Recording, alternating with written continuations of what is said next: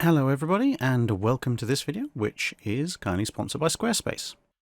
So welcome back to the Drakenfell website, and we're going over to the recommended museums bit again. And as you can see, we're just opening up the text box where I previously had Scandinavia, and you can see that heading is heading 3. So we're going to stick with heading 3 and put in a United Kingdom section of museums and museum ships that Drac has visited. I've pre-populated the list, so I'm just copying it in. But of course, to turn into links, just quickly select each link, put your mouse at the end, and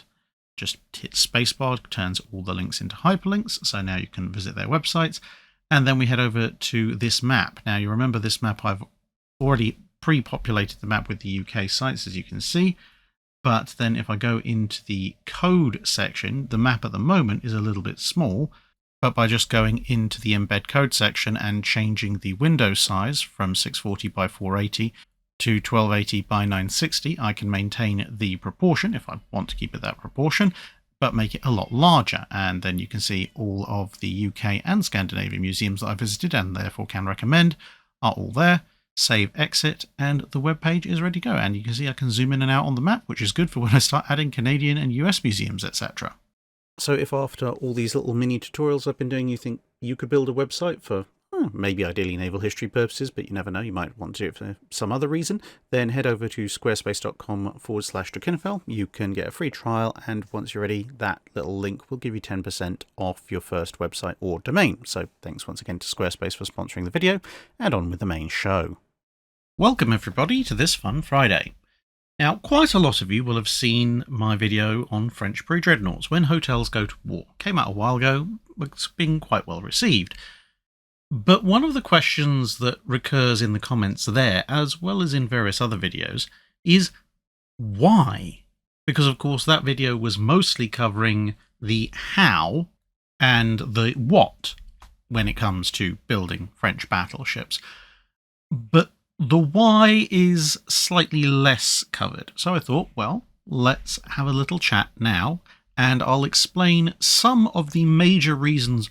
why French pre-dreadnoughts ended up looking the way that they did, which was so unique compared to almost everybody else's pre-dreadnoughts except for the ones that the French had a hand in designing.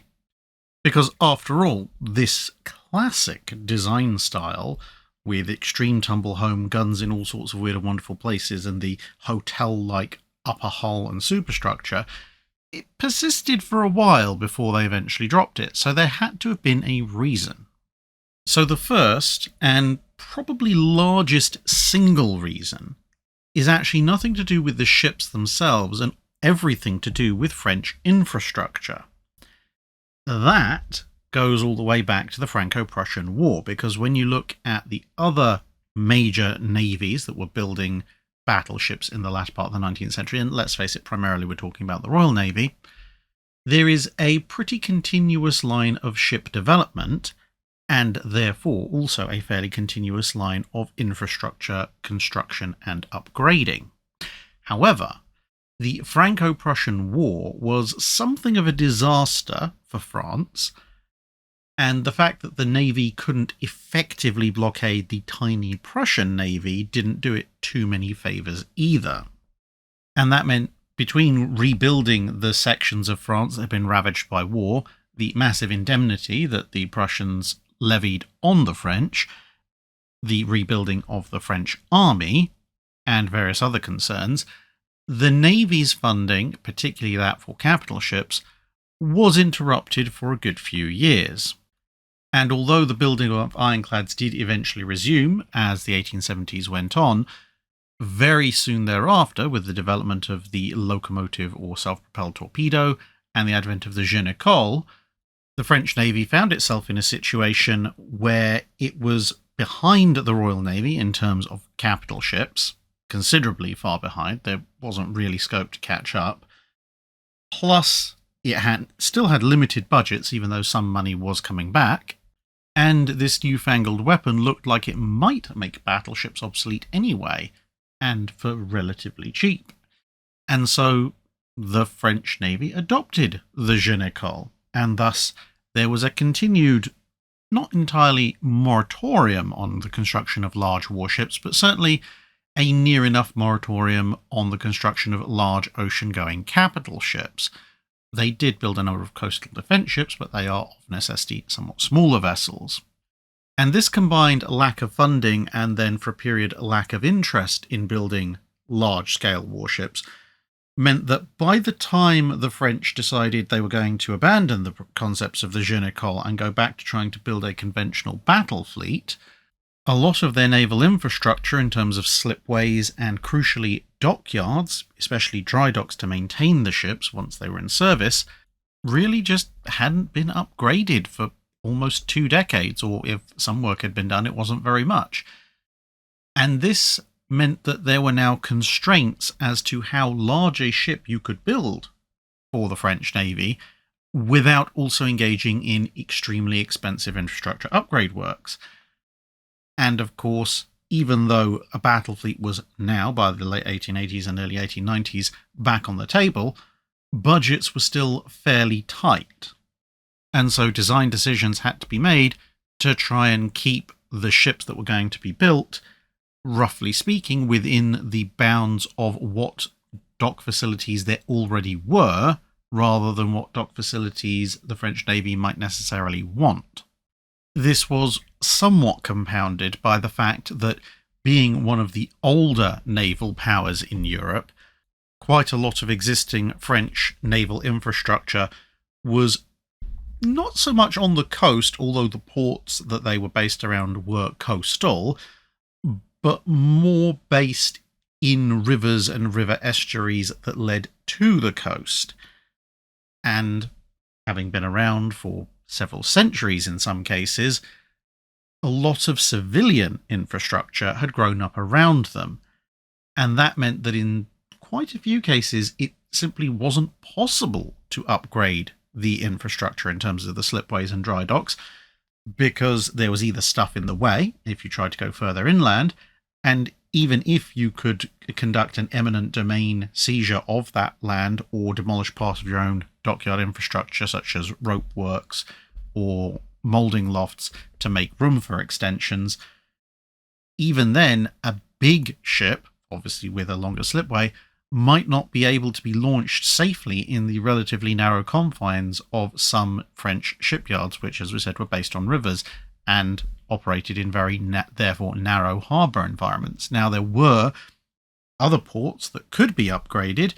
and facilities that could be built new in slightly more suitable locations for the new 5-figure displacement capital ships, but, again, money was short. And what all this meant was that French naval designers were faced with trying to build ships that could go toe-to-toe with other European battleships,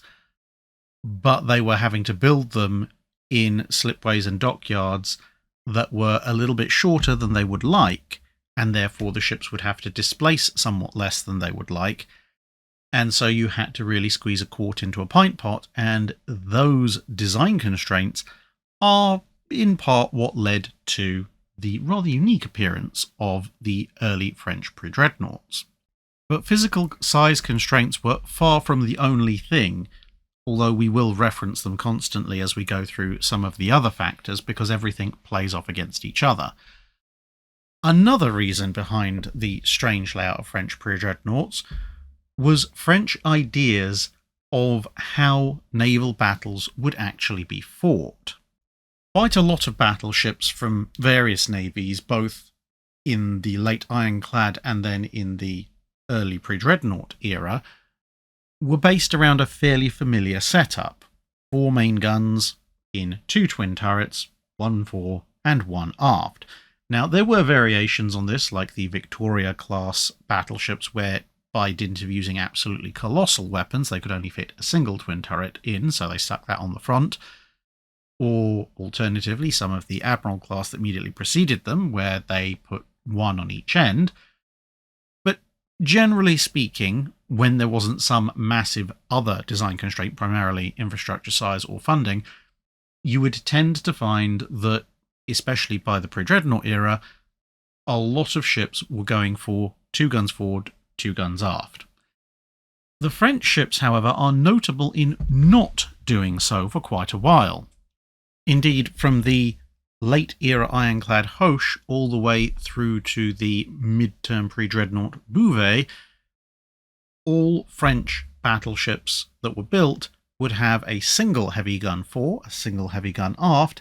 and two smaller but still heavy guns placed amidships, one on either side. The only exception to this was the Brennus, which did have a twin turret fore but only a single turret aft, and then after the Bouvet, the Charlemagne class finally gave in and went with twin turrets fore and aft. This layout was driven by a variety of factors,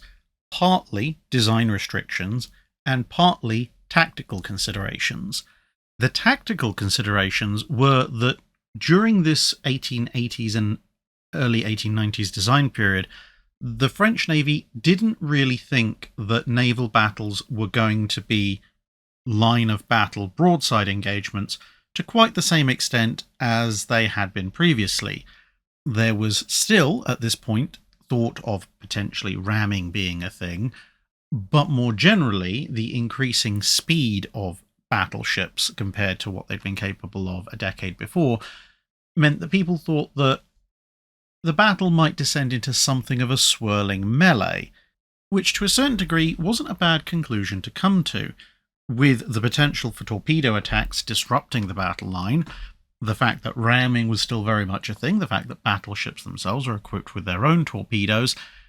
and the actual battle range of the guns was still very limited, and the reload time of the bigger guns was quite long,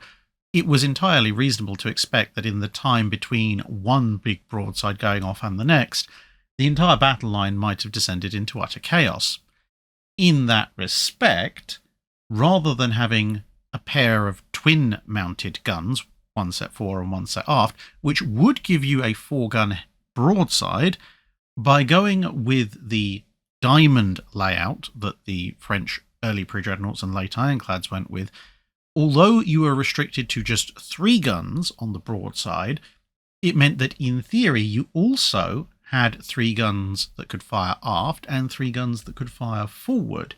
which meant you had a universal broadside, again, at least in theory, of 3 guns, which meant that in 2 of your 4 main fire arcs, fore and aft, port and starboard, you would actually have 1 additional gun as compared to a ship that just had 2 twin turrets, which obviously fore and aft could only fire 2 guns.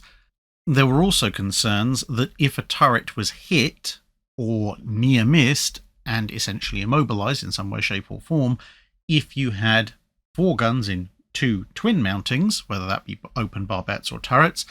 then a hit to one of them meant you lost half your armament and your entire armament on either the fore or aft arc.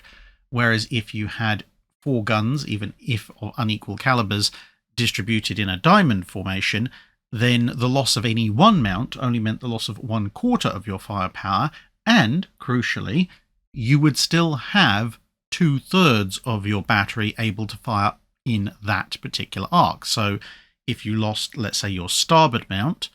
okay, so you're down to 2 guns, but you still have 2 guns that can fire starboard. If you lose that same mount, you can also still fire 2 guns fore or 2 guns aft, and if you lose your fore mount, you can still fire 2 guns forward from the port and starboard mounts, and you can still fire 2 guns on the broadside. And in a swirling melee, if you lose your port or starboard gun mount, well, you can swing your ship around and you're back to a 3-gun broadside again. French naval doctrine at the time especially put emphasis on the fact that you could get 3 guns firing forward instead of just 2, and that also played in somewhat to something we'll talk about in a little bit, which is the tumble home design, because with the tumble home sloping the whole sides in, it meant that the barbette or turret mounted wing guns had relatively clear arcs of fire fore and aft. The choice of the slightly smaller caliber for the wing mounted guns was partially looping back to that restriction on overall size caused by the restrictions on naval infrastructure, because if you put 4 12-inch single guns all around, the ship would end up too heavy and too unstable on the displacement of around 11,000 to 12,000 tons that most French late ironclads and early pre-dreadnoughts could be built at, and partially because at very close range, it was thought that the slightly smaller caliber weapon would still be able to penetrate battleship armour, but being a smaller weapon with therefore a lighter set of charges and a lighter shell, you might be able to fire it a little bit faster, which was also partially the logic behind the 9.4-inch armed German pre-dreadnoughts. Now, of course, there were quite a few negatives associated with this gun layout. Firstly, of course, you had different guns with different ballistic arcs, and although in the late 1880s and early to mid 1890s this wasn't so much of a problem, as time went on and engagement ranges got longer, it would become more of a problem. Albeit, to be fair, you probably couldn't have foreseen that back in the first half of the 1890s when the last of this particular layout for battleships was being designed. A much bigger problem, though, was the fact that if you had a more conventional ship with a pair of twin mountings, you had two largish magazines that you had to defend with armour, and of course that would be at either end of the ship. With this layout, not only did you have a pair of, slightly smaller but still relatively large magazines to defend at either end of the ship to stop the ship exploding, but you now also had two other magazines amidships, which meant that collectively you'd actually increased the overall surface area of your ship if you looked at it on the broadside, wherein a shell impacting randomly placed on your ship's hull would stand a chance of either directly or potentially indirectly affecting the main gun magazines to rather devastating effect. Another problem with the wing mounts when coupled with the tumble home design, but to be fair probably would also have been a problem with a more conventional hull form, was the fact that the ammunition supply to those wing-mounted guns, the barbettes, etc., were either right on the edge of the hull or indeed projecting right out of the hull, which meant that any shell that hit them would directly interface with their last line of defense. Whereas at least with centerline turrets, whether they be singles or twins, you, at least in theory, have the defense of the ship's belt armor first, and then the barbette armor inside, or if you're being hit slightly higher up, there is at least the hull and perhaps some internal structure that might either serve to initiate the fuse on a shell or at least slow it down fractionally before it hits the barbette armor. So those amidships magazines were quite the vulnerability had these French ships ever actually seen straight-up combat against peer opponents. And you also had the fact that those magazines were quite close to the boilers and the steam pipes, which meant keeping them cool, and therefore keeping the propellant both stable and of relatively similar performance to other guns in other positions, was something of an uphill task. And as if that wasn't bad enough, having 4 turrets, 4 barbettes, 4 sets of hoists, all separate and individual, meant you were using up a lot more of your ship's weight than if you used a more conventional 2-gun forward, 2-gun aft layout. Something that was actually noted specifically in the design of the Charlemagne class, where even though they went up to 4 12-inch or 305mm guns instead of a pair of 305s and a pair of 274s, they actually saved weight because of having just the 2 turrets, the 2 magazines, the 2 barbettes instead of 4. But at the time, the utility of having that all-round 3-gun fire was held to be of large enough advantage in battle that it was worth these sacrifices. Plus, as I mentioned earlier, there was a degree of the restrictions on the total size of the ships due to the restrictions on infrastructure in play, because the tumble home hull wasn't there just to give the wing guns a little bit more of a clear arc of fire. As we'll discuss in a minute, there was a lot more reasoning behind this, and with a relatively narrow upper hull, a twin turret fore and aft might actually end up occupying too much space, because of course they will necessarily be somewhat larger than single turrets, and that might then block access fore and aft for the ship's crew trying to service various vital systems. Plus, you also have the issues of the barbette being worryingly close to the outside of the hull or potentially projecting slightly from it, and, well, A 274mm magazine, that's bad enough. A magazine large enough to contain enough ammunition for a pair of 12-inch or 305mm guns, that was a step a little bit beyond what the French designers were willing to take until they could get somewhat wider hulls. So that's why that early generation of modern French battleships has the slightly odd diamond layout for their main guns. Now, at this point, you might be thinking, surely, Drac, you've got to address that tumble home and the resulting hotel-like appearance. Well, yes, but also no. We, again, will be talking about that. But first, I think it's actually more important to talk about armour, because, as well as everything else we've just discussed, the French doctrine around armour layout had just as much, if not more, to do with the adoption of the tumble home hull as anything else. So, how did this differ from everybody else's ideas on armour? Well, for this, you actually have to wind the clock back even further than the Franco-Prussian War, right back to the very start of the ironclad era in the beginning of the 1860s. And here there is something of a difference between the French ironclads and the British. The British ironclads, obviously starting with HMS Warrior, embraced the idea of a central citadel, the idea being that the bow and stern of the ship could be riddled because they were effectively unprotected, but this central citadel, which should in theory remain unbreached, would have enough buoyancy in and of itself to keep the rest of the ship afloat. This was a concept that, for most warships, would actually continue in some way, shape or form all the way through into the Second World War,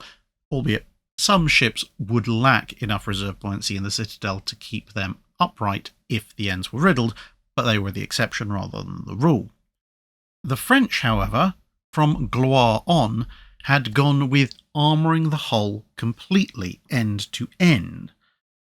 Now, as armour had to get thicker quite fast as guns advanced in lethality, it was clear that you couldn't armour the full side of the ship end to end, because that would, at the requisite thickness needed, require far too much weight to either make the ship negatively buoyant or unstable, which would very soon result in being negatively buoyant. And so the French armour belt began to shorten in height, but not length.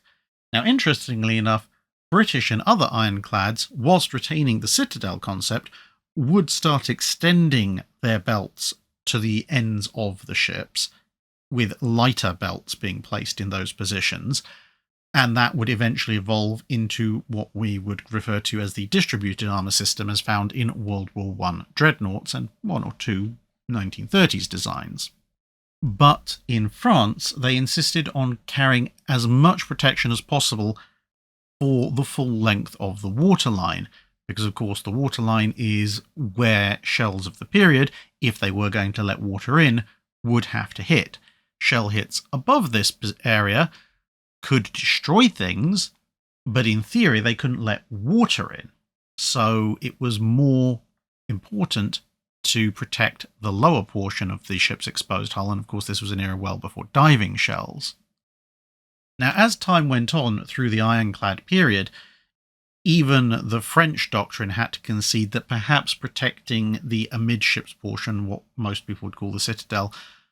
was a little bit more important than protecting the ends, and so the amidships part of the armour belt would become a little bit thicker, but the ends of that armour belt, fore and aft, would remain quite thick compared to the plating found on most other ships. Now, of course, if you have very thick armour and distributed over quite a long length of the ship, as we mentioned before, the height has to come down because you could only put so much mass in armour. And so you start to get a very, very thick but very long but very shallow armour belt developing along French battleships, at least up until the latter part of the Pre-Dreadnought era. And as time goes on and guns get more and more powerful, you have to start slapping more and more iron, and then later compound armour, and then later steel onto the ships, although with compound armour and steel you can get a little bit more protection per unit weight, but the guns are getting heavier and heavier, so actual thickness doesn't tend to go too much down until you end up in the Harvey and Krupp steel eras, which are a little bit past the point at which the classic, if you like, French Pre-Dreadnought was being designed. Now, aside from turret armour and later protected deck armour, what this meant was that French battleships, by proportion, actually carried considerably more armour weight than a lot of their contemporaries, but it didn't cover anywhere near as much surface area. It would just cover this relatively narrow waterline strip.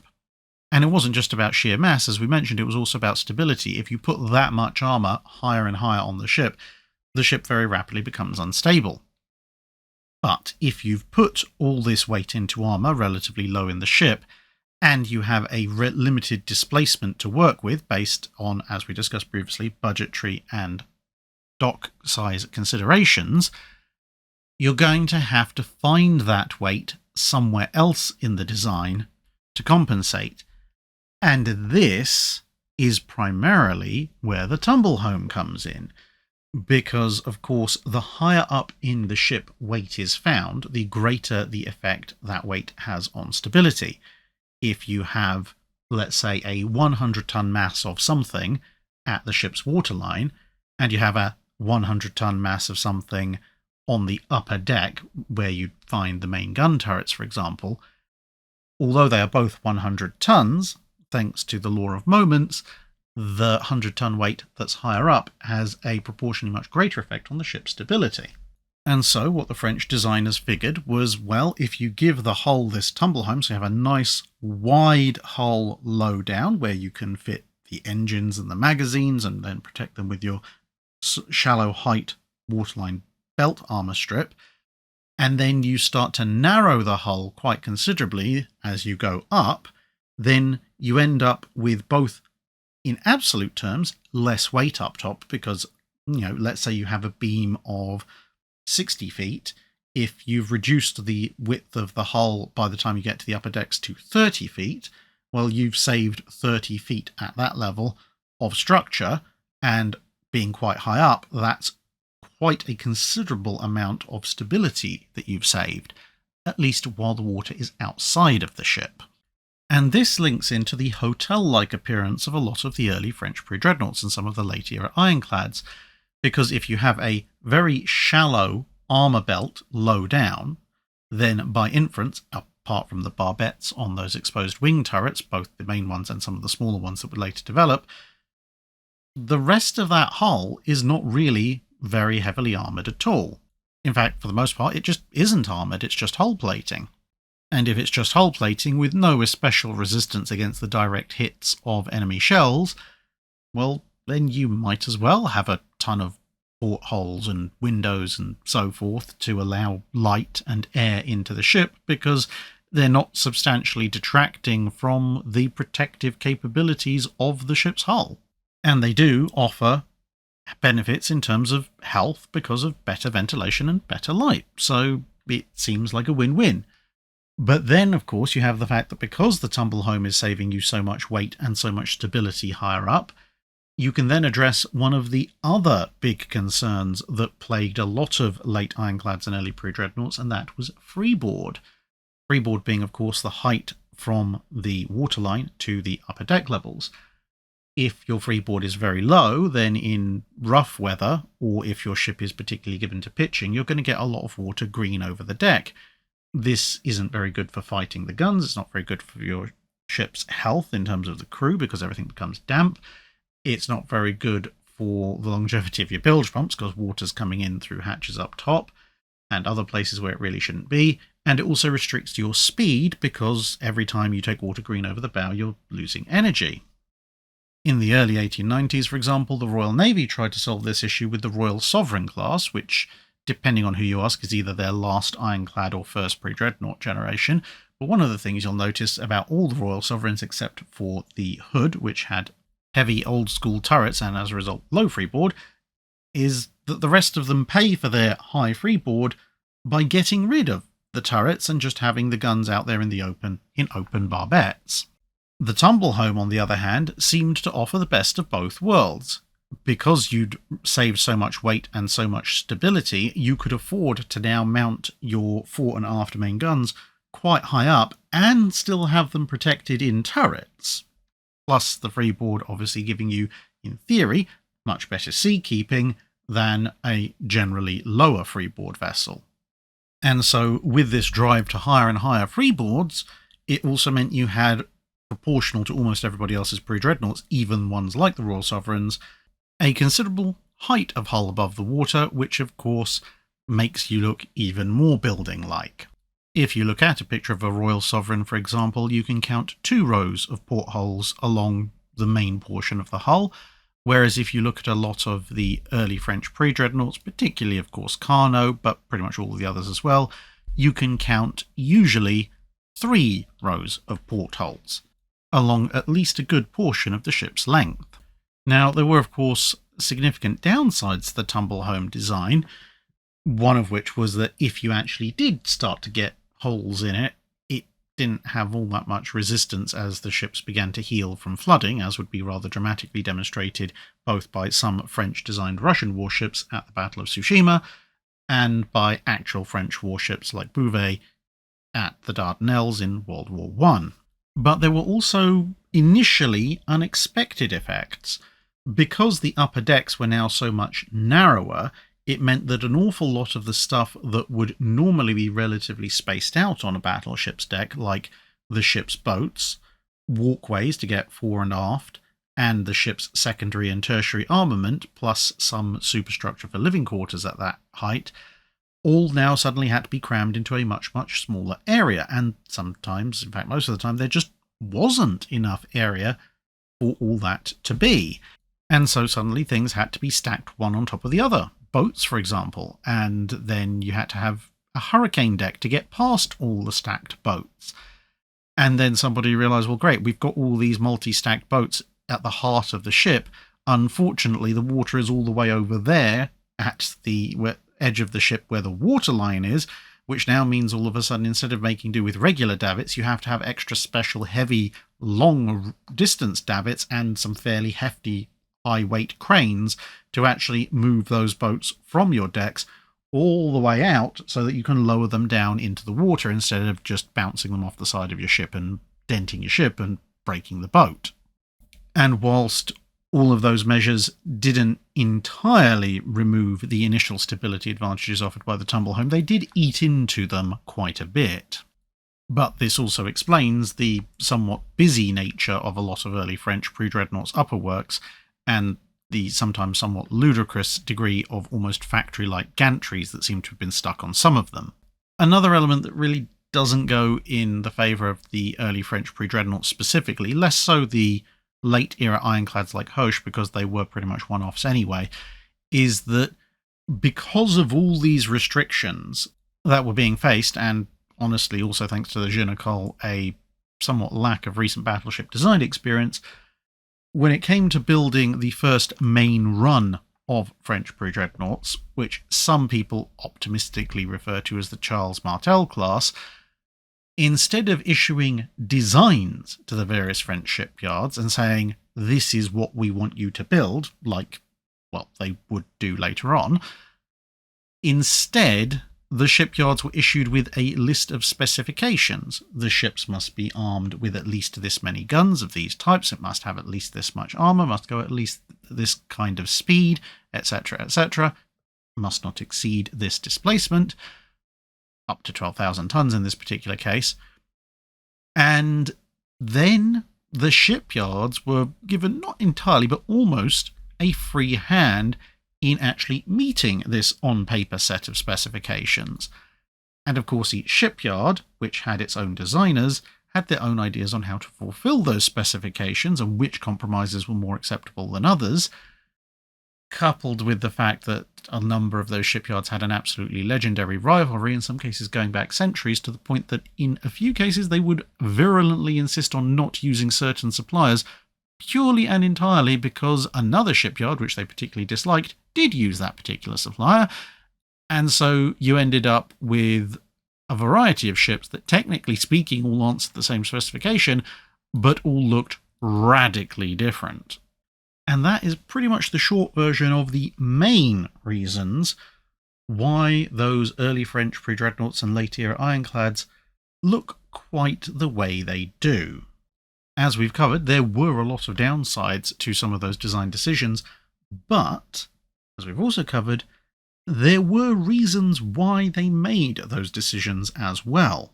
And at its core, honestly,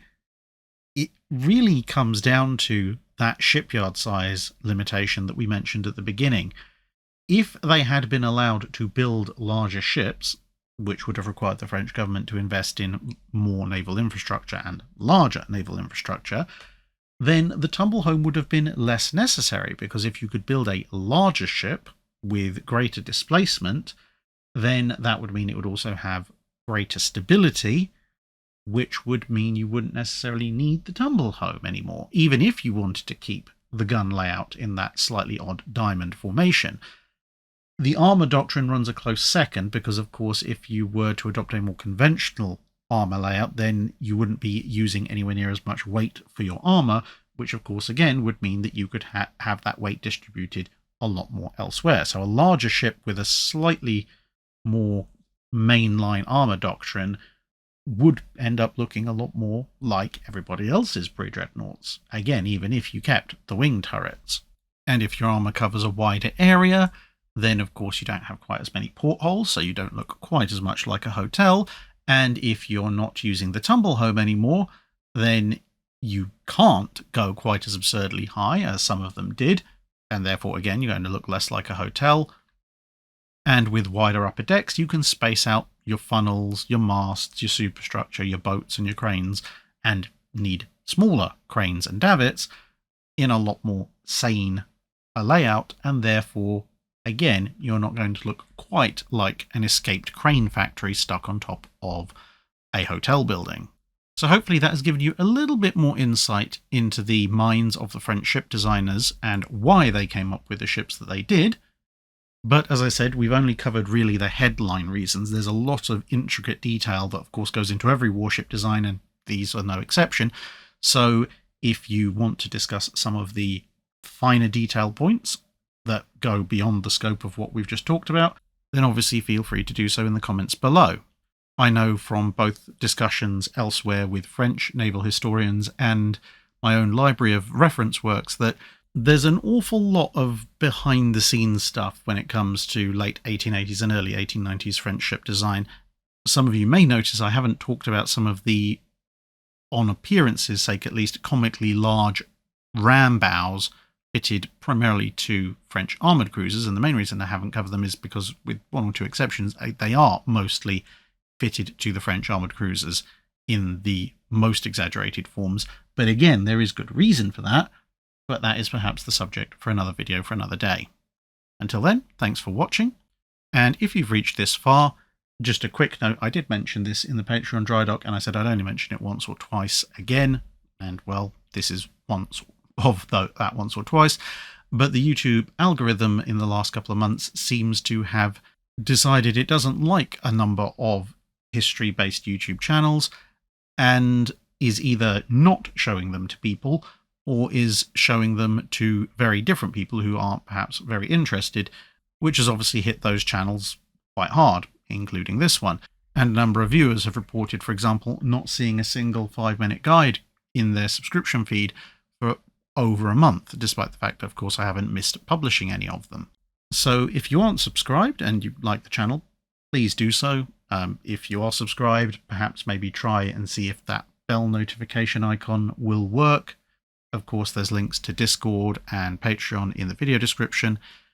And now that I've said that, hopefully that will be the last you'll hear me talking about it for a good long while. Thanks very much anyway for listening, and see you again in another video.